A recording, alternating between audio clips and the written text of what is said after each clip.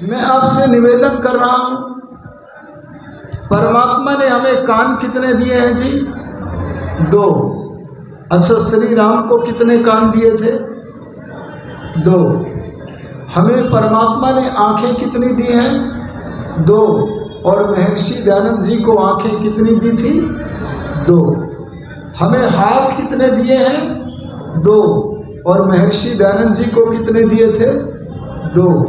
लेकिन ये अंग समान रूप से मिलने के बाद भी हम में और श्री राम में, हम में और महर्षि दयानंद में इतना बड़ा अंतर कैसे हो गया?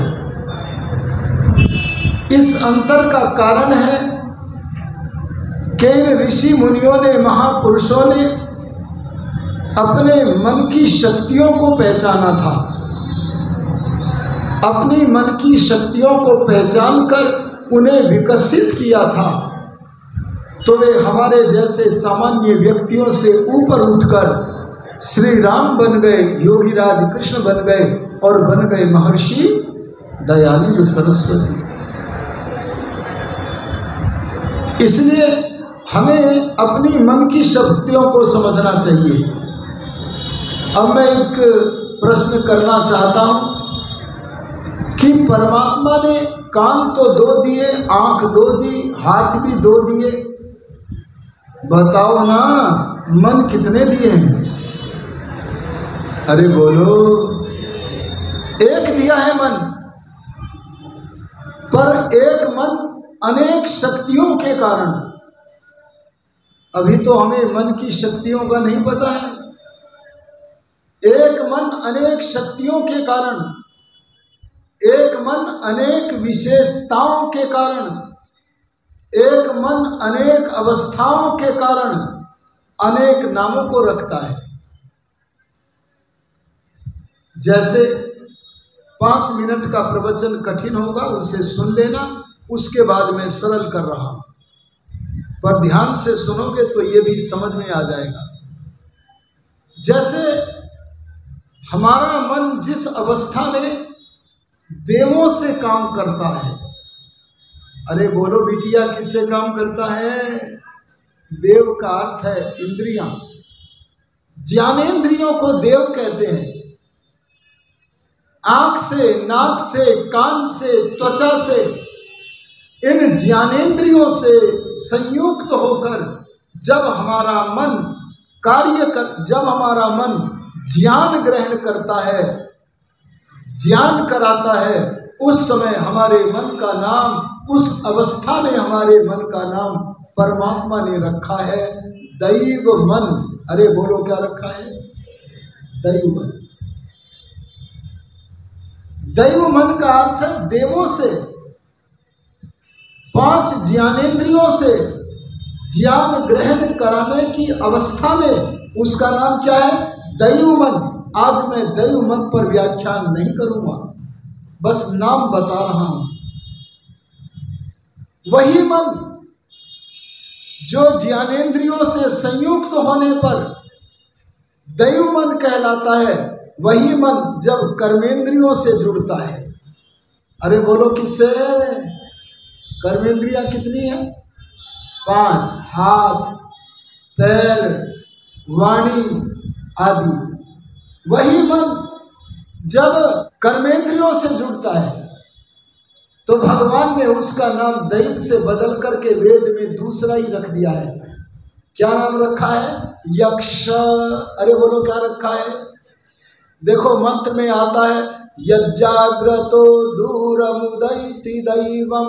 दैव नाम आया कि नहीं आया? वही मन जो ज्ञानेंद्रियों से काम करने की अवस्था में दैव मन कहला रहा था, वही मन हाथ, पैर, वाणी आदि कर्मेंद्रियों से कर्म कराने के कारण भगवान ने उसका नाम बदल के रख दिया। उस अवस्था में वही मन जो दैव है, कर्मेंद्रियों से काम करने के समय कहलाया, उसका नाम यक्ष। अरे बोलो, क्या कहलाया? यक्ष शब्द का क्या अर्थ है? यक्ष शब्द का अर्थ है पूज्य। अरे बोलो, क्या अर्थ है?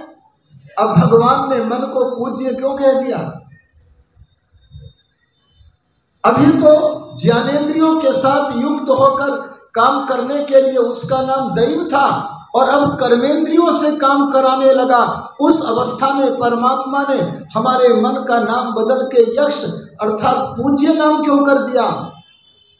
जरा देखो, आप अपने घरों में, आप आर्य समाज मंदिर में जो चित्र लगाते हो, वे चित्र आलसी लोगों के होते हैं या कर्मनिष्ठ लोगों के होते हैं?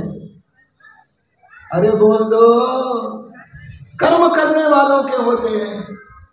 स्वामी श्रद्धानंद कर्मनिष्ठ थे, महर्षि दयानंद कर्मनिष्ठ थे, योगी राज कृष्ण कर्मनिष्ठ थे, मर्यादा पुरुषोत्तम श्री राम कर्मनिष्ठ थे। ये कर्मनिष्ठ होने पर हमारे यक्ष बन जाते हैं, हमारे आचरणीय बन जाते हैं, अरे हमारे पूज्य बन जाते हैं। हम इनके चित्रों को लगाते हैं, इनकी माताएं अपनी गोदी में ले लें। इसलिए ध्यान देना, अगर किसी व्यक्ति का समाज उपेक्षा करे, किसी व्यक्ति की समाज क्या करे? उपेक्षा करे, नजरअंदाज करे, तो समाज को विवश कर दो कि वो हमें नजरअंदाज न कर सके। कैसे करे विवश समाज को? तो वेद ने कहा स्वेन क्रतुना वद। अगर समाज तुम्हें जानबूझकर किसी कारण से नजरअंदाज कर रहा है, स्वेन क्रतुना वद, अपने कर्म से कर्मनिष्ठ बन करके उत्तर दे दो, तो विवश होकर के समाज तुम्हारी उपेक्षा नहीं बल्कि तुम पर ध्यान देगा, तुम्हारा सम्मान करेगा। इसीलिए कर्मेंद्रियों से जुड़ने पर भगवान जी ने हमारे मन का नाम क्या रख दिया? बोलो, यक्ष। हमारे मन का एक कोना ऐसा भी है, कोना तो जानते हो ना, आपके घरों में किसी कोने में यज्ञशाला है, किसी कोने में मंत्रणा कक्ष है, किसी कोने में पुस्तकालय है। ऐसे ही हमारे अंतःकरण के, अरे मन के जिस कोने में रोशनी ही रोशनी है, प्रकाश ही प्रकाश है। कौन सा प्रकाश? सूर्य का नहीं, चंद्रमा का नहीं, विद्युत का नहीं, भौतिक अग्नि का नहीं, बल्कि हमारे अंतःकरण के जिस कोने में ज्ञान का प्रकाश भरा पड़ा है, आहा, ज्ञान के प्रकाश से परिपूर्ण मन के कोने का नाम परमात्मा ने वेद में रख दिया है, प्रज्ञान। बोलो, क्या रख दिया है? आता है ना जी मंत्र में, यत प्रज्ञानम। प्रज्ञान का अर्थ करते हुए ऋषिदान कहते हैं प्रकृष्टम ज्ञान स्वरूपम। मन का जो कोना प्रकृष्ट ज्ञान से लबालब भरा पड़ा है, ओतप्रोत है, मन के उस कोने का नाम प्रज्ञान माने बुद्धि है। अरे रास्ता अंधेरे से देखते हो कि प्रकाश से? टॉर्च जलाकर देखते हैं। ऐसे ही क्या करना चाहिए, क्या कर्तव्य है, क्या त्यक्तव्य है, छोड़ने के योग्य है, इसका निर्णय हम मन के जिस कोने से करते हैं, ज्ञान से परिपूर्ण मन के उस कोने का नाम बोलो क्या है? बुद्धि। आज मैं बुद्धि विषय पर भी प्रवचन नहीं करूंगा, मैं नाम का कथन मात्र कर रहा हूं। हमारे मन का एक कोना और है, जिस कोने में, इस कोने को भी ध्यान से सुनो, पीछे जो खड़े हो कृपया आगे आ जाओ, खड़ा कोई ना रहे यहां। हमारे मन के जिस कोने में तमाम घटनाएं भरी हुई हैं, अरे आपके मन में कोई घटना है कि नहीं भरी हुई? अरे बोलो। अब मैं आपको सुना दूं। बहुत वर्षों पहले मैं शास्त्री की परीक्षा देने के लिए यहाँ आर्य समाज रुड़की में रुका हुआ था। तब की सारी घटनाएं मुझे याद आ रही थी। अरे बोलो, वे घटनाएं, बालकपन की घटनाएं याद हैं कि नहीं कोई?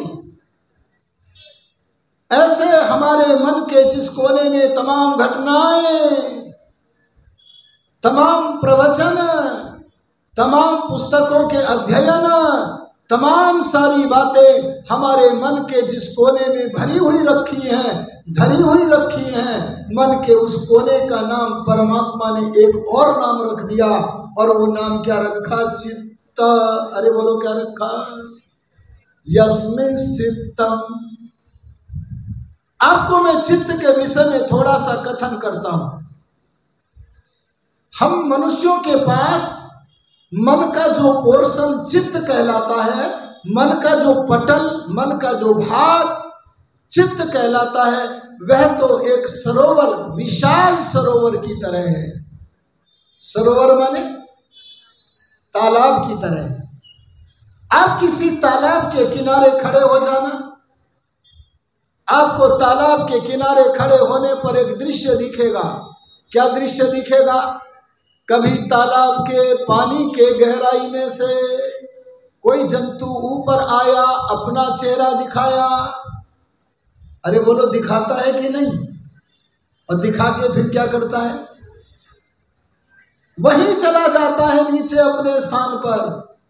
कभी नीचे से मेंढक आया, अरे कभी मछली निकलकर ऊपर आई, अपने चेहरे को दिखाया, नीचे चला गया। और कभी बोलो मगरमच्छ नीचे से ऊपर आया, अपने चेहरे को दिखाया, नीचे चला गया।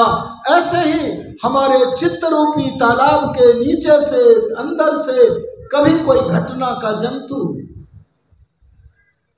मुझे याद है, मैं उस कमरे में रहा था, तब पुरोहित थे कोई नेपाल के व्यक्ति, संभवतः गुरुकुल महाविद्यालय ज्वालापुर के स्नातक थे। पुराने लोगों को याद होगा। ध्यान देना, कभी कोई घटना का जंतु। अच्छा, आपको 2 का पहाड़ा याद है कि नहीं? अरे बोलो, किसे किसे याद है? या आपने रख रखा है? और मैं आपको कह दूं 2 का पहाड़ा सुनाओ तो 2 दूनी 4, 2 तिया 6। आहा, आपके मन के जिस कोने में से निकल कर मेरे सामने प्रस्तुत होगा, मन के उस कोने का नाम बोलो क्या है? चित्त। जहां तमाम घटनाओं के जंतु, तमाम प्रवचनों के जंतु, तमाम अध्ययनों के जंतु, तमाम सारी वार्ताएं जहां पर प्रतिष्ठित हैं, और समय आने पर चित्त रूपी सरोवर में से निकल करके अपना मुख दिखाती है, और दिखाकर नष्ट नहीं होती, बल्कि वहीं चित्त रूपी सरोवर में अपने आसन पर स्थित हो जाती है। इसलिए मैं कहता हूं, चित्त तो एक गंभीर कुएं की तरह है। अच्छा, चित्त में रखा हुआ पदार्थ आपकी अपनी वस्तु बन जाता है या नहीं? अरे बोलो बच्चों, बन जाता है कि नहीं?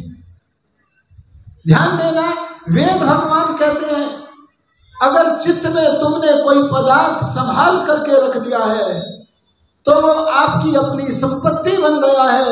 उसे भाई बांट नहीं सकता, अरे चोर चुरा नहीं सकता, राजा हरण नहीं कर सकता। इसलिए कोई भी घटना, कोई भी विचार अपने चित्त के सरोवर में धर दो, वो वस्तु तुम्हारी हो जाएगी। अरे बोलो, परीक्षा भवन में वो चित्त में से निकल करके तुम्हें मिलेगी कि नहीं? अपना चेहरा दिखाएगी कि नहीं? इसलिए चित्त एक गंभीर कुएं की तरह है। वेद के ये मंत्र कहते हैं, वेद के ये मंत्र कहते हैं, चित्त में जो वस्तु रख दोगे वो तुम्हारी हो जाएगी, और समय आने पर तुम्हें प्राप्त होगी, और होती भी है। पर कभी कभी, अरे बोलो, कभी कभी नहीं भी होती है।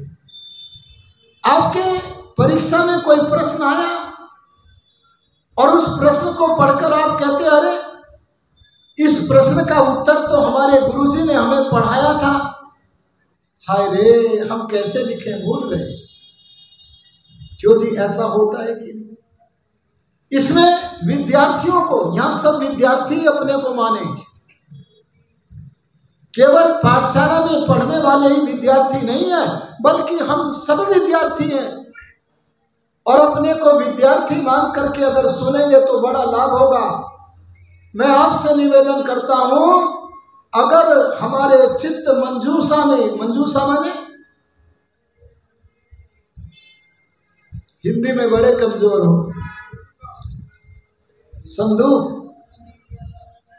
अरे चित्त रूपी संदूक में जो वस्तु आपने रख दी है, अगर वहां से निकल नहीं रही है तो उसका विद्यार्थियों कोई ना कोई कारण होता है। उस कारण को पहचानो और हटाओ, जिससे समय आने पर चित्त रूपी संदूक में रखा हुआ ज्ञान विज्ञान समय आने पर आपको प्राप्त होवे।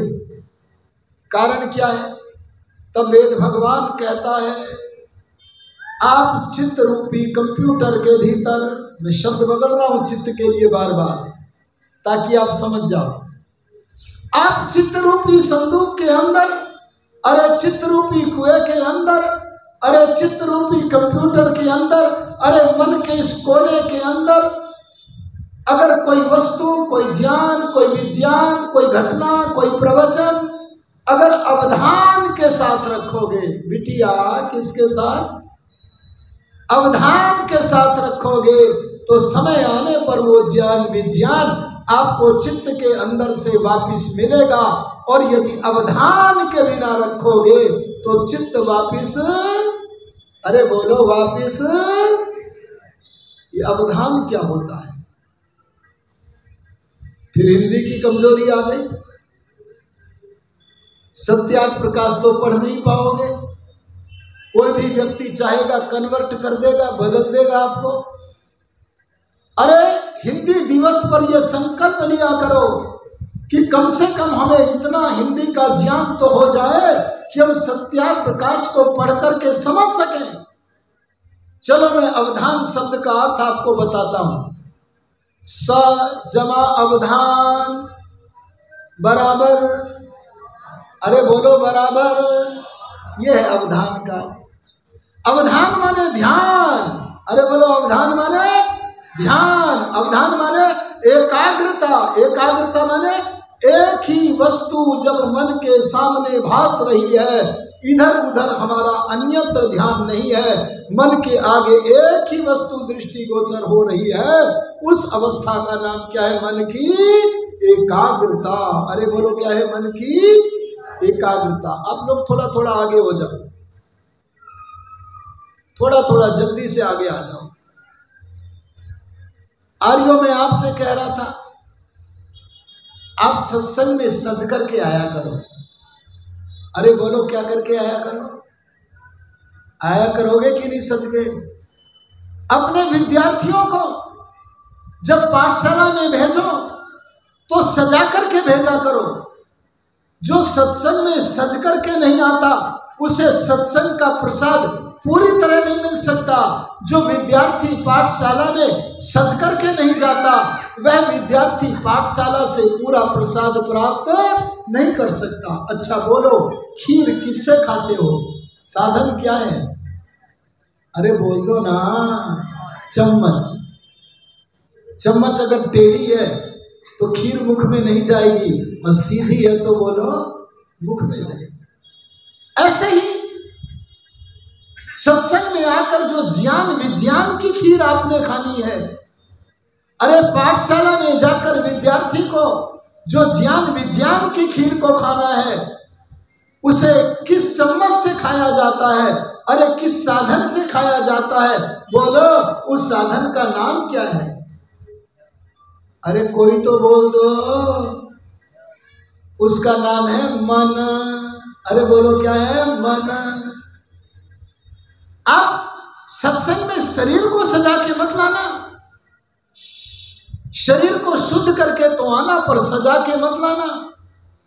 क्योंकि जो विद्यार्थी अपने शरीर को सजाने की चेष्टा करता है उस विद्यार्थी के अंदर अपने देह का अभिमान बढ़ता है, विषय विकारों के प्रति आसक्ति बढ़ती है, आभूषणों के अधिक पहनने से चोरों का भय लगता है, अरे मृत्यु का भी भय हो जाता है। इसलिए देह को सजा करके नहीं लाना, बल्कि ज्ञान विज्ञान को ग्रहण करने का जो साधन है, परमात्मा का दिया हुआ जो उपहार है, मन है, उस मन को अलंकृत करके लाना। अरे मन को अलंकृत करने की ज्वेलरी का नाम आप जानते हो? अरे बोलो, जानते हो? वैसे उस ज्वेलरी का नाम मैं अपने प्रवचन में ले चुका हूं। अगर आपने मेरे प्रवचन को ध्यान से सुना होगा तो उस ज्वेलरी का नाम आपके चित्ररूपी मंजूषा में से निकलेगा। वो ज्वेलरी आभूषण विक्रेताओं के यहां से नहीं मिलती। उस मन को सजाने वाले अलंकार का नाम, आभूषण का नाम, ज्वेलरी का नाम है अवधान। अरे बोलो, क्या है? अगर आप सत्संग में अवधान से सुसज्जित करके, अलंकृत करके, सजा करके अपने मन को यहाँ पर आए हो तो आपको यहाँ से मिलने वाला पूरा का पूरा प्रसाद मिलेगा। और यदि अवधान के बिना आ गए हो, किसके बिना, तो कुछ हाथ नहीं मिलेगा।